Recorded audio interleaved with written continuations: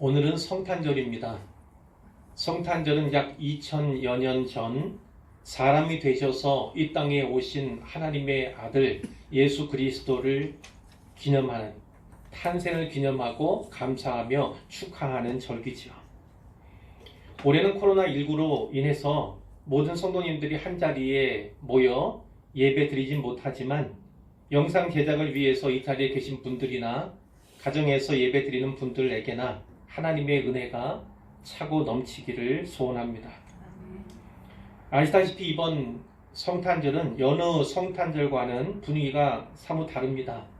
근래 수년 전에도 성탄의 의미는 퇴색되어 버린 성탄절에 대해서, 그리고 예수 그리스도가 주인공의 자리에서 밀려난 그런 성탄절에 대해서 우리의 목소리가 매우 높았지만, 이번 성탄절 어간에는 사회적 거리두기가 매우 강화된 상태이기 때문에 그 분위기조차 체감하지 못하는 상태에서 성탄절을 맞게 되었습니다.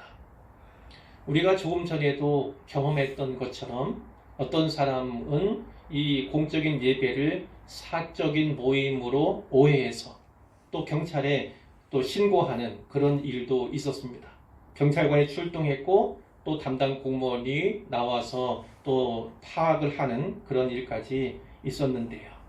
이 모든 것에 대해서 우리가 유념해야 합니다. 세상은요, 교회를 주시하고 있어요. 근데 그 교회를 통해서 어떤 은혜가 공급되고 어떠한 복이 공급될 것인가에 관심이 있는 것이 아니라, 어찌하면 예배 드리지 못하고 어찌하면 교회가 교회답지 못하도록 만드는 일을 할 수 있는가에 대해서 관심이 너무나 많이 있다는 것입니다. 성탄절이지만 이 모양 저 모양으로 예수님은 사람들에게 거절되고 있어요. 거절되고 있습니다. 첫 번째 성탄절에도 그랬습니다. 본문 2장 1절에 보시면 그때는 예수 그리스도가 탄생하던 그때를 말하죠. 누가 나오냐면 가이사 아구스도가 나옵니다. 가이사 아구스도. 이 가이사는요, 이 가이사란 말은 시저를 말하는 겁니다. 시저는 로마 황제를 말하고요. 이 가이사 아구스도는 특별히 아우구스투스라고 하는 별칭을 받은 첫 번째 로마 황제, 역사서에는 옥타비아누스라는 이름으로 등장하는 바로 그 사람입니다. 이 사람에게 붙은 아우구스투스라는 그 별칭은요, 숭고한 자, 존귀한 자, 이런 의미예요. 그것은 그가 곧 하나님의 아들이라는 표현으로 읽혀지는 그러한 호칭인 것이죠. 자, 로마 원로원이 그에게 이 아우구스투스라고 하는 칭호를 붙여주었는데, 이제 그는 인간이 아니라 인간 이상의 신의 반열에 오른 자다, 이런 의미로 해석이 될 수 있는 것입니다. 그런 리더십이 대단했습니다. 그 로마가 어디 있는지 아시잖아요. 그 지중해 모든 연안 국가들을 다 지배했습니다. 여기 이 나라 이스라엘도 예외는 아니었어요. 아시아 지역과 또 영국까지 그 제국 영토가 확장된 것이 바로 그 사람이 일한 그때의 일입니다. 그때를 가리켜서 로마의 평화, 이렇게 팍스 로마나 이런 이름을 붙입니다. 팍스 로마나는 무엇이냐면 로마가 다스리는 모든 곳에는 평화가 있다는 거예요. 로마 황제가 다스리는 모든 곳에는 다 평화가 있다. 모든 세상이 이 로마 황제로 말미암아 평화하다, 이런 맥락으로 붙여진 그런 용어입니다. 로마 제국이 지배하는 모든 나라들, 그 영역에는 로마 황제로 말미암아 평화가 있다, 평화를 누릴 수 있다, 그런 의미죠. 바로 이 로마 황제, 절대 권력자가 천하로 다 호적하라, 이렇게 영을 내린 것입니다. 영의 목적은 여러 가지가 있을 수 있겠지만 우리가 살필 것은 인두세에 관한 거예요. 모든 사람에게 인두세, 머릿수에 따라 세금 물리는 거예요. 그것을 좀 더 많이 확실하게 걷기 위해서 호적을 다시금 명령을 한 것이지요. 그래서 그 명령을 받은 피지배민들, 이 유대인들도 예외는 아니었습니다. 그들도 각기 자기 고향으로 가서 호적을 하게 되었는데, 이 요셉이라는 사람이 나오죠. 4절에. 이 사람은 유다지파 사람이고 다윗의 후손이었습니다. 이 요셉이 다윗의 집 족속이므로 갈릴리 나사렛 동네로 가는 거지요. 자, 그러니까 거기에 살았죠. 나사렛 동네에 살고 있었는데 이게 유다 쪽에 있는 베들레헴, 그곳은 다윗의 동네 이렇게 이름 붙여진 그런 곳이잖아요. 그곳으로 호적하러 가는데 약혼한 상태에 있었습니다. 마리아와 약혼한 상태여서 함께 호적하러 간 것입니다. 물론 그 당시에 여인들에게 호적의 의무가 주어져 있지는 않았습니다. 마리아가 꼭 동행할 필요가 없었어요. 그러나 요셉은 마리아를 데리고 갑니다. 우리가 알다시피 아직 결혼하지 않은 상태, 아직은 이제 약혼만 한 그런 상태예요. 그때에 아이를 낳는다면 혹여나 또 주변으로부터 많은 오해도 받고 또 집단적인 괴롭힘을 당할 우려가 있기 때문에 부정한 여인으로 취급당할 가능성이 있거든요. 그렇기 때문에 굳이 마리아를, 임신한 여인임에도 불구하고 마리아를 데리고 갔던 것이죠. 그런데 그 베들레헴에 있을 때에 마침 해산할 날이 찬 것입니다. 아이를 낳게 된 거예요. 자, 전에도 살폈지요. 아마 요셉은 어찌하든지 그 사관, 그 여관의 방을 얻으려고 무척이나 애를 썼을 거예요. 방마다 또 사람들이 차 있는 거, 또 그것을 또 보았을 것이고 주인으로부터 거절과 냉대를 또 받았을 가능성도 있습니다. 그래서 이제 선택하게 된 것, 예수님께 나게 되신 곳이 바로 마구간인 것이죠. 마구간. 그 마구간이라고 되어 있는 것은 성경에 나오지 않지만 구유라고 하는 그 말, 그것은 가축의 염을통 아닙니까? 구유가 있는 것으로 보아서 그곳은 이 외양간이나 마구간 정도였을 것이다. 우리가 이렇게 짐작을 할 수가 있는 것인데 성경이 분명히 말씀하죠. 여관에 있을 곳이 없음이로라. 그 이유에 대해서 말씀합니다. 고향 베들레헴에 호적하러 온 사람들이 많이 왔던 거죠. 그럼에도 불구하고 아기를 곧 해산할 산모잖아요. 이제 아이가 나오려고 합니다. 그렇게 애타게 또 문을 두드리고 또 호소하고 소원을 아뢰는 그런 사람에게 방을 내줄 만도 한데 그런 사람은 전혀 없었습니다. 예수님은 이 땅에 나실 때부터 동족인 유대인들로부터 특별히 말하자면 이 유대 땅, 그 가운데서 이 베들레헴은 다윗 동네잖아요. 결국은 같은 유다 지파의 사람들로부터도 거절을 경험하셨다. 이렇게 볼 수가 있는 거예요.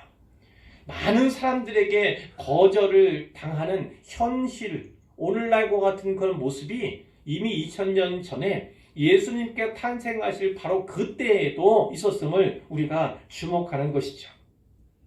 여기까지의 내용에서 성경이 주는 메시지는 매우 분명합니다. 특별히 예수님과 그 아구스도라고 하는 아우구스투스 로마 황제 사이의 대조를 분명하게 보여주는 거죠. 이런 거죠. 아우구스투스는 참 왕이 아니라는 것입니다. 진정한 왕은 예수님이시다. 이 메시지를 우리에게 주는 거예요.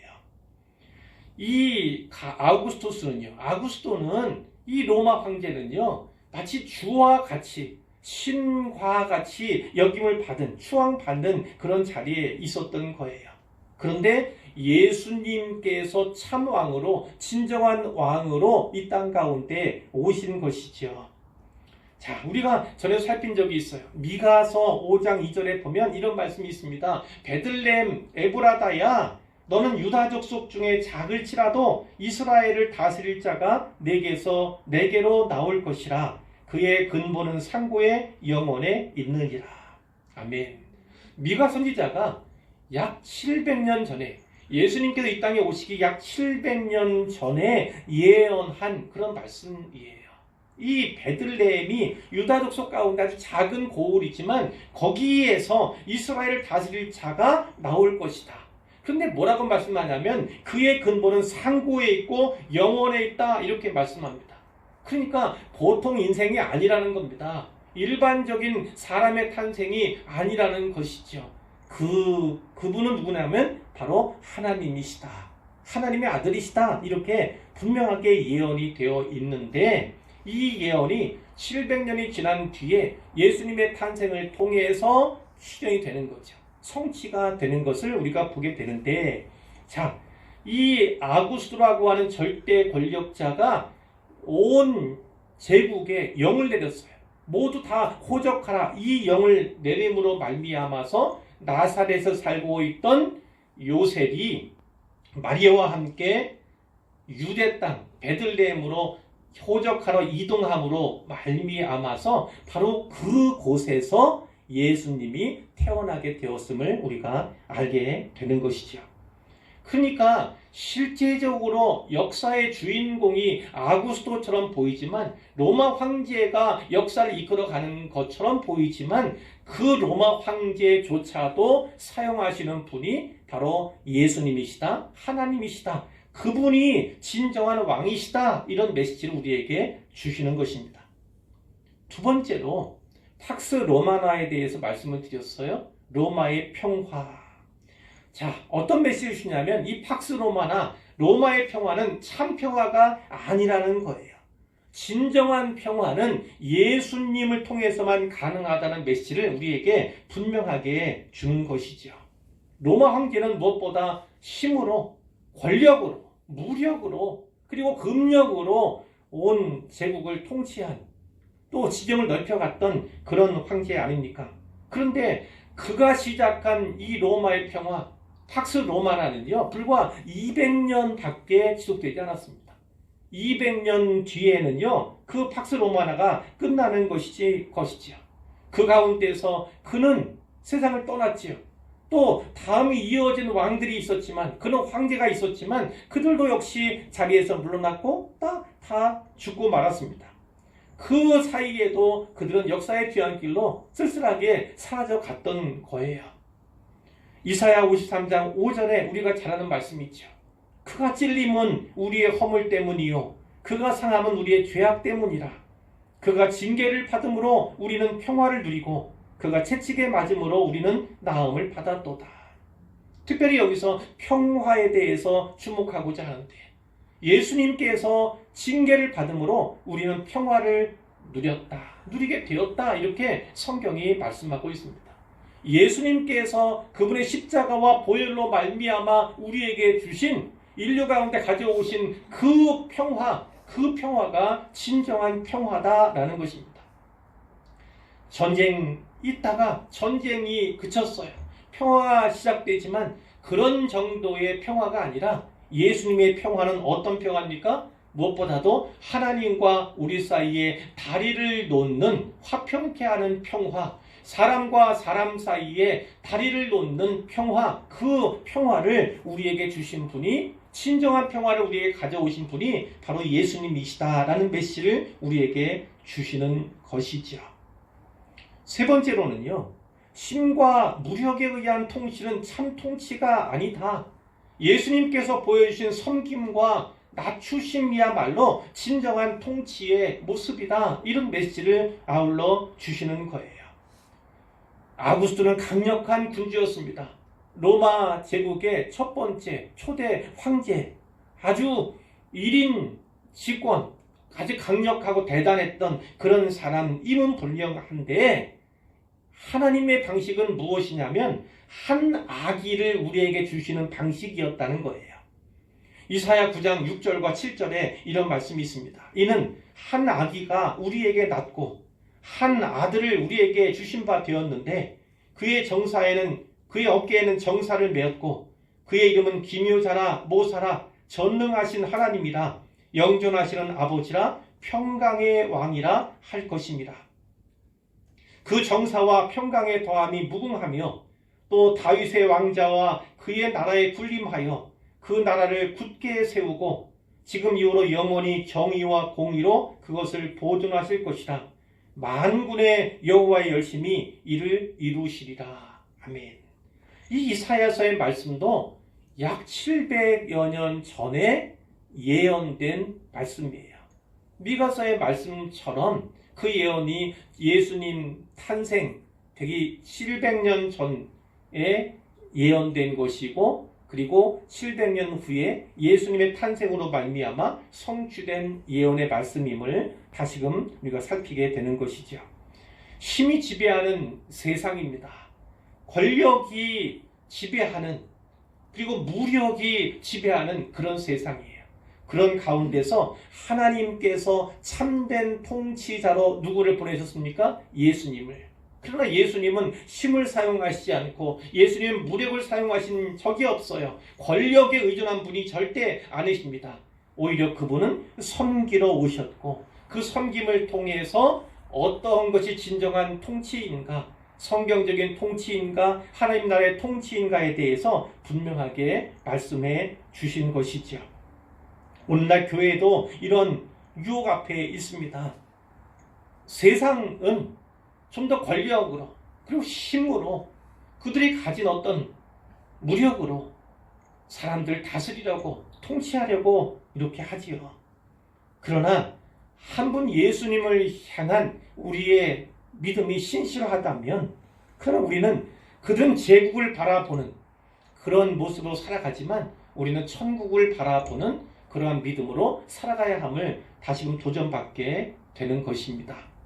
그 천국만이 영원한 것이기 때문에 우리는 제국을 바라보는 것이 아니라, 그 제국을 이끌어가는 통치자를 바라보는 것이 아니라 천국의 주인이 누구이신가, 그분을 바라보는 삶이 되어야겠다. 이런 도전을 다시금 받게 되는 것이죠.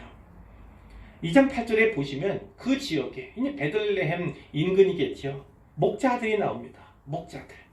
이 목자들이 밤에 밖에서 양떼를 치고 있었는데 주의 사자가, 천사가 나타난 거예요. 그리고 주의 영광이 그들을 두루 비추었습니다. 그들이 무서웠죠. 한 번도 경험해보지 못한 그런 일이니까 더 그랬죠. 근데 여기에 아까는 아구스도가 처음에 나왔는데 이 부분에서는 목자가 나오는 것을 또 주목할 필요가 있습니다. 당시 목자는요, 천한 직업 가운데 하나였어요. 물론 다윗과 같이 자기 아버지의 양을 치기도 했지만 많은 당시의 목자들이 자기 양이 아니라 남의 양을 치는 그런 열악한 가운데 있었던 거예요. 이 목자들은요, 그 사회에서는 밑바닥 인생 취급을 받았던 자이기도 하고, 때로는 이들이 양을 담당하고 양을 치는 일로 말미암아서 안식일을 제대로 지키지 못하는 그것으로 말미암아 율법적으로는 부정한 자로 취급되는 그런 경우도 있었던 거예요. 그러니까 사회적으로 약자인 것이죠. 또 천대받는 그런 신분의 사람들이 목자였음을 우리가 아는데, 그런데 다윗도 목자였고 모세도 목자였음을 또 우리가 주목할 필요가 있죠. 하나님께서는 이 목자의 경험을 통해서 하나님의 마음을 알고, 또 하나님께서 주신 그 말씀들을 받았을 때에, 하나님과 교제할 때에 하나님께서 자기 자신에게도 무엇을 원하는가에 대해서 분명한 지식을, 또 믿음을 가진 사람들이 바로 목자들이었음을 우리가 기억할 필요가 있습니다.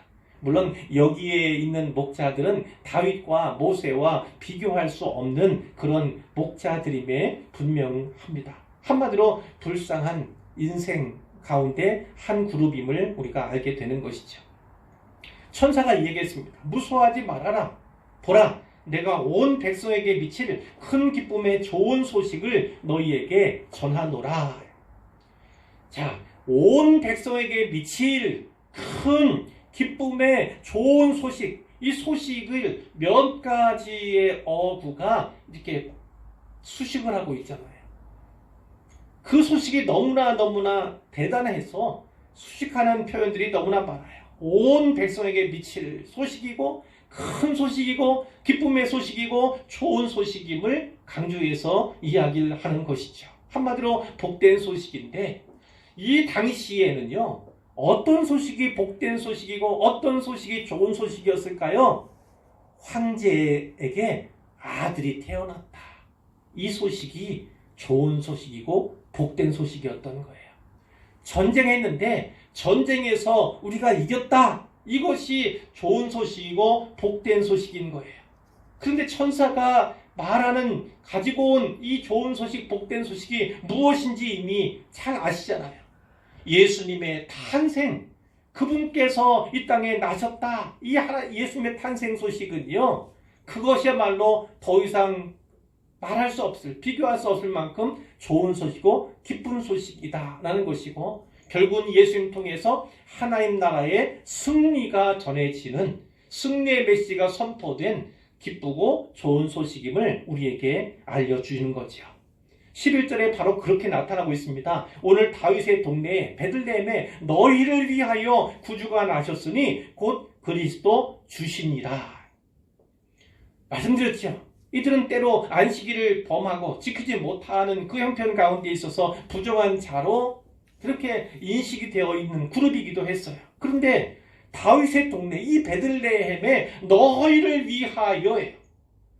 하나님의 천사를 보는 하나님이신데 그 하나님이 누구를요? 너희를 위하여. 나는 안식일로 제대로 지키지 못하고 또 율법으로 부정한 그런 취급을 받는 자, 사회적으로는 밑바닥 인생, 소외된 자, 아무도 나를 높여주지 않는, 높임받지 못하는 그런 인생인데 어찌 나를 위하여예요. 첫 번째 받은 그 복음의 내용은 너희를 위하여. 바로 너희 목자와 같은 너희 비천한 자들을 위하여 구주가 나셨다. 이 메시지를 주시는 거예요. 물론 예수 그리스도의 복음은요, 낮은 자나 높은 자나 가진 자나 갖지 못한 자나 건강한 자나 건강치 못한 자에게 동일하게 적용되는 거죠. 모두가 예수님을 믿기만 하면 구원받을 수 있는 거예요. 그것은 확실하지만 먼저 예수님의 탄생의 복된 소식이 이 목자들에게 전해졌음을 기억할 필요는 분명히 있는 거죠. 왜 하필이면 그 목자들이었을까? 높은 사람들, 지위를 가지고 가진 것이 많은 사람들은 어디서든 다 존중받고 또 존대를 받는 그런 사회 상황이었잖아요. 근데 이 사람들은 달랐다고요. 늘 멸시받고 천대받는 그런 사람들이 이 사람들이에요. 그러니까 하나님께서 너희조차도 복되게 하시기 위해서, 너희를 위해서 하나님께서 구주를 보내셨다. 이렇게 메시지를 전하는 것이죠. 이들에게는 너무나 큰 위로, 지금 물론 두려움 가운데 있긴 하지만 이제 생각해 보면, 예수님을 직접 만나고 보면 그러면 생각이 정리가 되겠죠. 진짜 예수님이 나를 위해서 오셨음을 그들이 믿게 될 것입니다. 다윗의 동네에 너희를 위하여 구주가 나셨으니 곧 그리스도 주시니라. 이 주라고 하는 단어는 말씀드린 것처럼 이것은 왕에게 혹은 황제에게 마땅한 그런 의미예요. 그것은 어떤 신적인 그런 내용까지도 포함하는 단어가 바로 이 주입니다. 그런데 너희를 위하여 구주가 나셨다. 그리스도 주시다.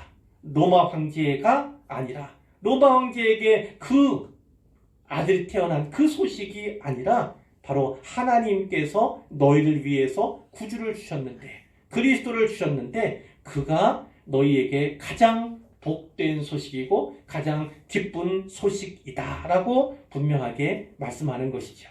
12절에 보면 너희가 가서 표적에 대해서, 이들은 이 천사에게 표적을 구한 적이 없어요. 표적을 보여주세요 요청한 적이 없습니다. 그런데 천사가 일방적으로 표적을 주고 있는 거예요. 너희가 가서 베들레헴 시내에 가서, 성 안에 가서 강보에 쌓여 구유에 누워있는 아기를 보리니 이것이 너희에게 표적이니라. 이것은 사인이라는 거죠. 사인. 표적은 가까운 때에 일어나는 거예요. 곧 경험할 수 있는 거잖아요. 그것을 경험함으로 말미암아서 다음의 약속, 그 다음의 약속이 실현될 것을, 성취될 것을 믿게 하는 장치가 바로 표적인 것이죠. 강보에 쌓인 아기는 이 베들레헴 성 안에 여러 명 있었을지 몰라요. 많은 사람들이 베들레헴에 와 있었기 때문에, 보통 상주하는 인구보다 훨씬 많은 사람들이 와 있었기 때문에 혹여나 그 가운데 아이를 낳는, 그래서 태어난 아기, 당연히 강보에 싸잖아요. 포대기에 싸잖아요. 그런 아기들은 여럿을 발견했을 수 있어요. 그러나 독특한 것은 무엇이냐면 구유에 누워있는 아기를 보리니지요. 구유에, 그 말 구유에 여물통 아닙니까? 여물통에 누워있는 아기, 그 아기는 오직 예수님밖에 없을 거죠. 그렇기 때문에 이것을 발견하면, 이 아기를 발견하면 그것이 표적이 될 것이고 그 앞에 말씀하신 거 너희를 위하여 구주가 나셨다는 그 사실 그리고 그가 온 백성에게 미칠 큰 기쁨의 좋은 소식으로서 인생에게 인류에게 주어질 것이라는 그 확실한 약속만큼은 분명하게 받을 수 있는 것입니다. 처음에는 물론 유대인들에게 주어진 거예요. 그리고 그 유대인들에게서 비유대인들, 이방인들, 온 인류에게로 이 복음이 넓게 전해지게 된 것이지요. 역시나 그렇습니다. 예수님께서 마구간에서 태어나셨다는 사실, 그리고 구유에 뉘어졌다는 그 사실은 예수님께서 탄생하실 때 참된 왕, 진정한 왕이심에도 왕의 모습으로 태어나지 않고 그런 대우를 받은 적도 없는, 다만 일반적인 아기와 같이 포대기에 쌓여서 강보에 쌓여서 그러나 다른 가정과 같지 않고 다른 아이와는 전혀 다르게 강보에 쌓인 채 구유에 누워있는 모습으로 등장하시는 것을 우리가 주목할 필요가 있는 것이죠. 그분은 군림하기 위해 오신 것이 아니고 그분은 지배하기 위해서 오신 것이 아니고 섬기러 왔다. 하나님의 통치, 그것은 섬김을 통해서 다라고 분명하게 우리에게 보여주시는 것입니다. 빌립보서 2장 5절과 8절, 5절로 8절에 이런 말씀이 있잖아요. 너희 안에 이 마음을 품으라. 곧 그리스도 예수의 마음이니 그는 근본 하나님의 본체시나 하나님과 동등됨을 취할 것으로 여기지 아니하시고, 이렇게 나와요. 그는 하나님과 본체입니다. 성부, 성자, 성령, 삼위에 대해서 말씀하지만 이 삼위는 일체로 존재하시는 거예요. 한 분 하나님이신 겁니다. 하나님은 한 분이시죠. 하나님과 근본 본체예요. 그러나 하나님 아버지와 동등되게 여기지 아니하셨다. 이것이 무엇이냐면 사람으로 오셨다는 거죠. 자기를 부인한 샘플이, 모델이 바로 예수님에게서 발견되는 거예요. 그분은 하나님과 동격이고 하나님과 동등하지만 그렇게 여기지 아니하시고 자기를 낮추셨다는 거예요. 하나님이신데 사람이 되셨다? 철저한 자기 부인의 모범을 우리에게 보여주시는 거죠. 오히려 자기를 비워 종의 형체를 가지사 사람들과 같이 되셨고 사람의 모양으로 나타나사 자기를 낮추시고 죽기까지 복종하셨으니 그 십자가에 죽으십니다.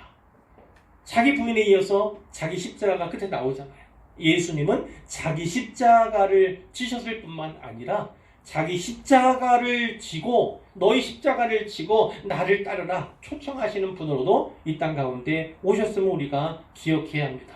어쨌든 간에 예수님, 그분은 하나님의 아들이신데 하나님이신데 그분이 하나님께서 지으신 피조물 가운데 하나인 사람이 되셨다. 사람과 같이 되셨다. 사람의 모습으로 나타났다. 이것은요 자기 스스로를 비하하는 겁니다. 비하. 자기를 철저하게 낮추신, 자기를 비워낸 그런 모습이었다고 이 빌립보서의 기자가 말하고 있는 거죠. 사도 바울이 기록하고 있는 것입니다. 자, 13절에 보면 호련히 수많은 천군이 나타났어요. 그 천사들과 함께 하나님을 찬송했습니다. 어떤 내용입니까? 지극히 높은 곳에서는 하나님께 영광, 땅에서는 하나님이 기뻐하신 사람들 중에 평화로다. 뒤에 평화가 있는 것처럼요. 하늘에서는, 지극히 높은 곳은 하늘을 말해요. 특별히 천국을 말하는 겁니다. 천국. 그 천국에서는 하나님께 영광, 그리고 땅에서는 평화. 특별히 이 평화도 모든 인류 가운데 주어진 것이지만 특별히는 하나님께서 기뻐하신 사람들, 예수 믿는 사람들, 구약에서는 예수님, 오실 예수님을 바라보았던, 믿음으로 바라보았던 사람들, 예수님 이후에는 예수님을 믿은 사람들이죠. 구주로 영접한 사람들, 이런 사람들이 다 하나님 기뻐하는 사람들이라는 그 범주 안에 들어가게 되는데 땅에서는 그들에게 평화가 임할 것이다 라는 것입니다. 자, 이것이 바로 찬송의 내용인데 예수님께서 이 땅 가운데 오신 목적이 역시나 잘 나타나 있죠. 어떤 것입니까? 이 땅에 평화를 위해서 오셨다는 겁니다. 평화를 위해서. 그분은 평강의 왕으로도 오셨잖아요. 그분이 매 맞고 또 찔리고 모진 고통을 당한 그런 고통에서 우리에게 평화를 주신 것처럼 그분은 우리에게 평화를 주시기 위해서 오셨다. 샬롬을 주시기 위해서 오셨다라는 것을 우리가 분명하게 기억해야만 하는 것입니다. 이제 15절이에요. 천사가 떠났습니다. 하늘로 올라갔습니다. 그러자 목자들이 정신을 차렸겠지요. 그리고 서로 말합니다. 이제 베들레헴으로 가서 주께서 우리에게 알리신 바 이 이루어진 일을 보자.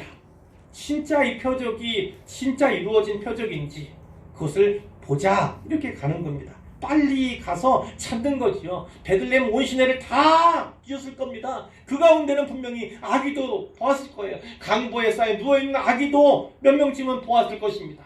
그러나 그들이 찾았을 때 구유에 누인 아기는 없었어요.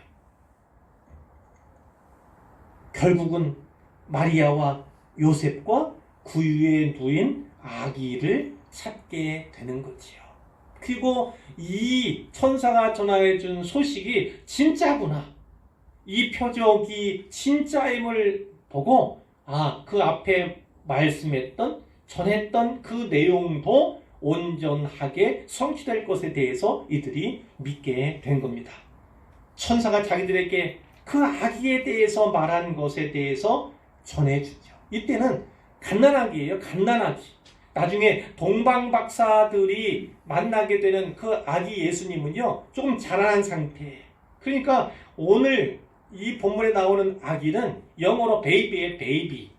그런데 동방박사들이 만나게 될 그 예수님은 영 차일드, 어린 아이, 어린 아기 이렇게 번역될 수 있는 그러한 내용이에요. 그러니까 그 목자들이요, 동방박사들보다 훨씬 이전에 갓난 아기, 태어난 지 얼마 되지 않았던 시점에 최초로 예수님을 목격한, 물론 그 마리아와 요셉이 먼저 목격했지만 그 외의 사람들은로는 목자가 최초의 발견자다. 예수님을 만났던 사람들임을 알게 되는 거예요. 자, 듣는 사람들이 이 목자들이 하는 말을 듣고 다 놀랍게 여기는 거예요. 그 가운데 마리아는 이 모든 말을 마음에 새기어 생각하니라 이렇게 되어 있죠.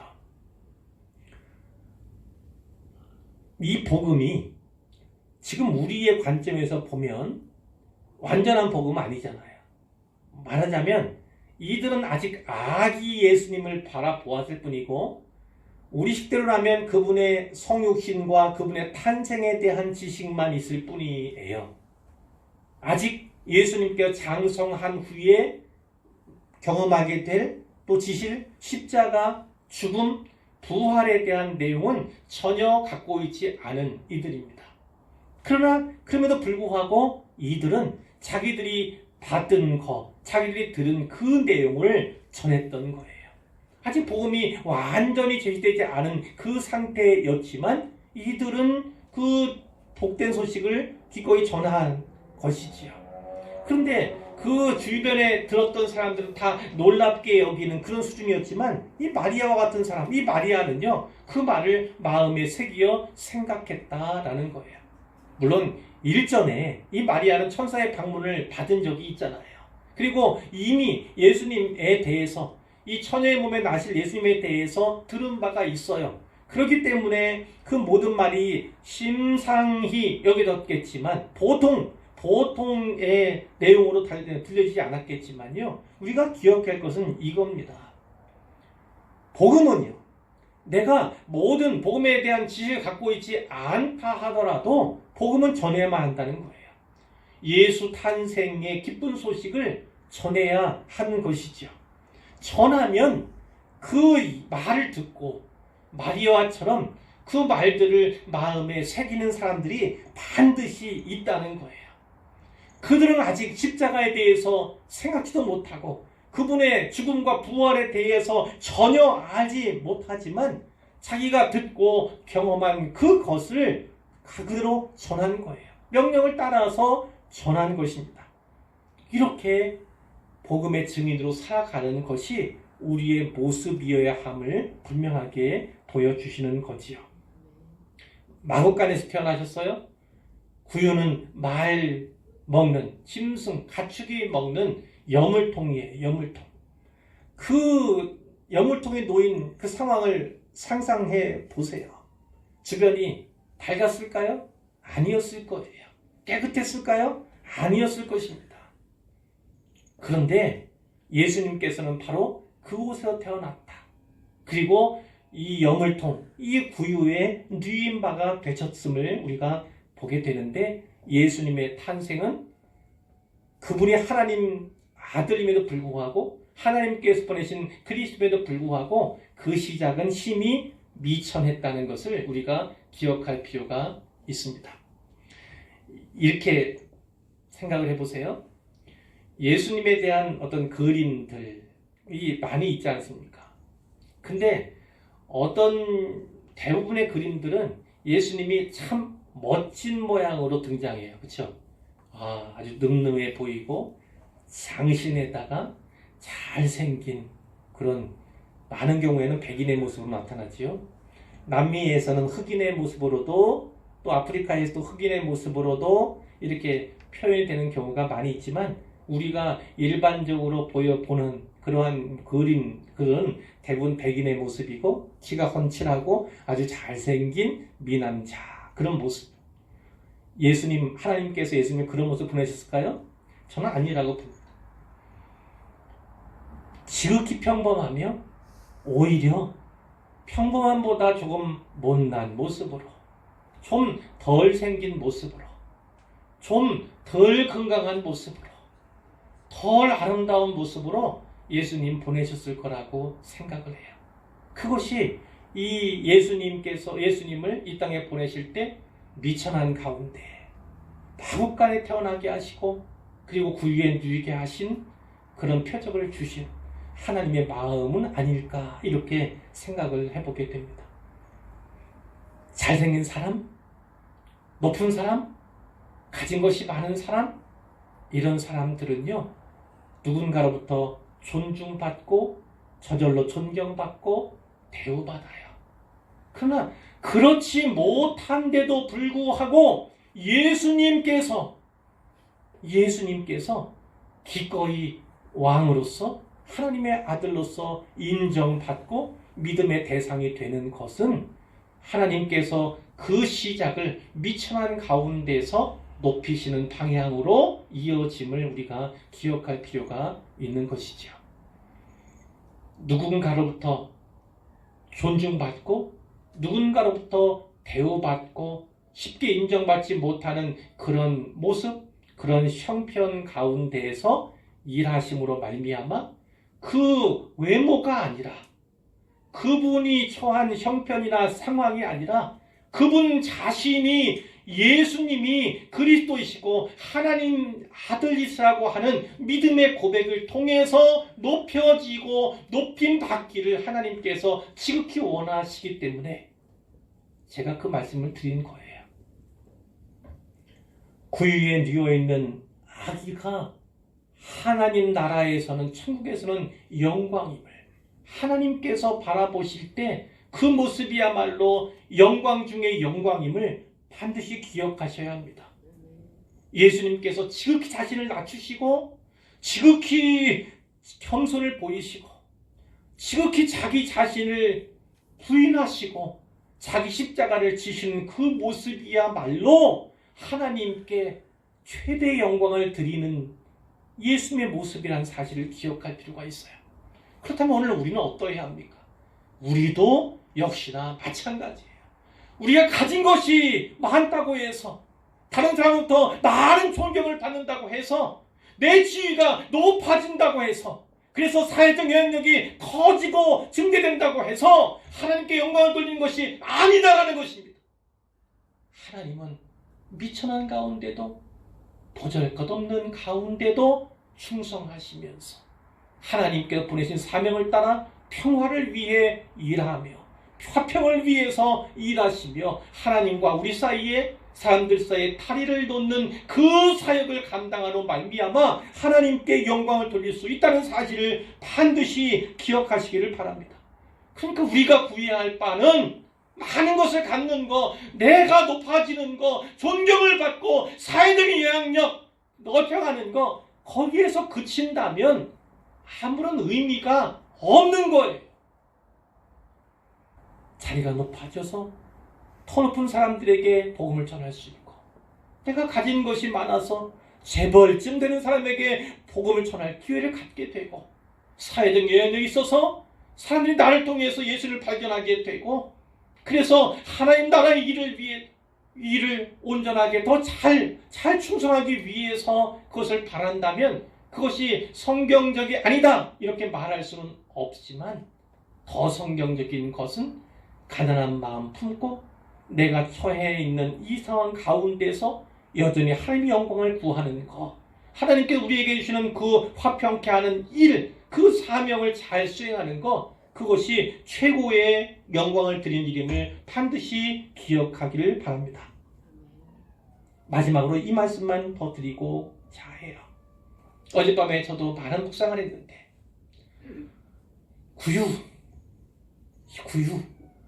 이 구유는요, 여물통에 불과하지만 아마도 요셉과 마리아가 주의 부모로서 그 자리에 있으면서 우리 아기에게 최고로 좋은 곳, 최고의 장소로 선택한 곳이 바로 여물통이었을, 구유였을 가능성이 있어요.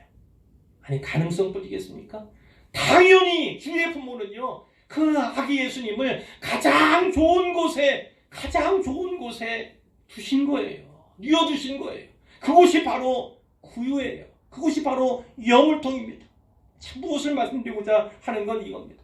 그들은 가난했습니다. 돈을 많이 줬다면 여관방 하나 어찌 못하겠습니까? 아니, 더 많은 돈을 주는데 누가 안 내어주겠습니까? 그렇게 할 수 없던 건 이들이 너무나 가난했기 때문이에요. 그들은 여관방이 아니라 마을간을 빌릴 수밖에 없었고, 거기서 아이를 낳을 수밖에 없었고, 그러나 그 가운데서도 그 가운데뿐 나왔지만 아이를 위해서, 아기 예수를 위해서 최상의 것을 공급하고자 애썼을 것인데, 찾았을 것인데, 그것이 바로 이 구유였다는 거죠. 바로 이겁니다. 내가 가진 것이 적고요, 내가 삶의 상황과 형편이 별로 좋지 않아요. 그러나 그 순간에도, 그 자리에서도 가장 좋은 것은 주님께, 가장 좋은 것은 하나님께 드리고자 하는 열심이 있다면 하나님께서는 그것을 하나님께 영광 돌리는 일로, 가장 선한 일로, 그리고 가장 믿음 있는 자의 모습으로 우리를 발견하실 것이라, 우리를 인정하실 것이라 라는 사실을 분명히 기억하시기를 바랍니다. 아우구스투스 정도는 아니지만 많은 사람들이 지금도 왕의 자리를 탐합니다. 대통령은 왕이 아니라 왕처럼 군림하고요, 우리나라 이야기만 하는 것이 아니라 온 세상에, 미국 대통령도 마찬가지고, 대통령인데도 불구하고 마치 왕처럼 행세를 합니다. 왕이겠습니까? 러시아의 어떤 대통령은 황제가 되기도 하고, 중국의 주석은 역시 황제가 되고자 합니다. 사람들은요, 욕심이 끝이 없는 거예요. 법의 테두리를 벗어나서라도, 어찌되었든 사회 구조를, 정권의 구조를 바꿔서라도 대통령이 아니라 왕이 되고, 왕이 아니라 황제가 되고 싶은 그런 마음에 사로잡히는 것이 세상 사람들의 마음이에요. 그러나 이 시대에 우리가 해야 할 일은 무엇이냐면, 그들의 통치를 너무 두려워하거나 그들이 스스로 높아지려는, 어떨 때는 사탄이 그들을 높아주게 하는 그런 것을 직시를 하고요, 진정한 왕은 예수님뿐이고, 그분이 보여주신 섬김과 자기 낮추심, 자기 부인과 자기 십자가의 본이야말로 우리를 이끄시는 길, 우리에게 원하시는 길, 우리를 통해서 이루고자 하시는 길임을 분명히 기억하고 잊지 않았으면 좋겠습니다. 그렇기 때문에 마옥관에 태어나신 예수님, 구유에 누워있는 그 예수님, 선한 목자에게 처음으로 들려신 그 복음, 그것은 우리에게 도전하는 바가 분명하다, 확실하다, 이렇게 말씀드릴 수 있습니다. 이 말씀들을 잘 기억하시고 마음에 깊이 새기시기를 바랍니다. 그래서 복음의 정신으로 우리의 삶과 우리의 사역을 변혁해 나가는 모든 분들 되시기를 주님의 이름으로 축원합니다.